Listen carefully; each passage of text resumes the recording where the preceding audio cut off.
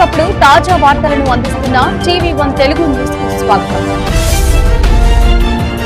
నిజామాబాద్ జిల్లా మోపాల్ మండల కేంద్రంలో గ్రామసభ గ్రామ సర్పంచ్ రవి మాట్లాడుతూ మోపాల్ మండలాన్ని అభివృద్ధి చేయడమే తన లక్ష్యమని అందరూ కలుపుకొని ప్రశాంత వాతావరణంలో ఉంటూ గ్రామ సమస్యలు ఏమైనా ఉంటే నేరుగా గ్రామ పంచాయతీ కార్యాలయంలో ఫిర్యాదు చేయాలని రవి కోరారు.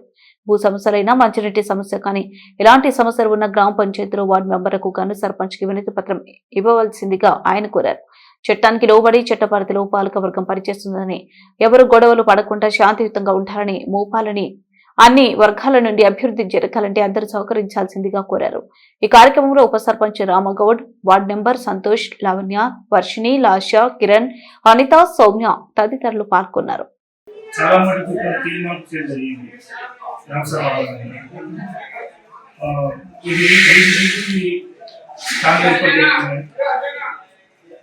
గ్రామ పంచాయతీ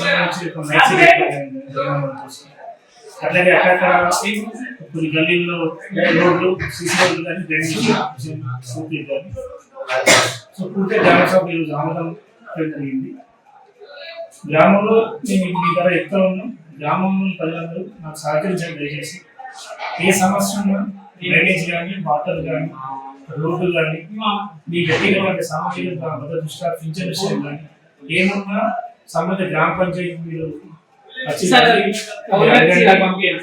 సమస్య పూర్తిగా ప్రయత్నం చేస్తాను. మీకు అండగా ఉంటుంది. మీరు గ్రామ పంచాయతీ సహకరించండి.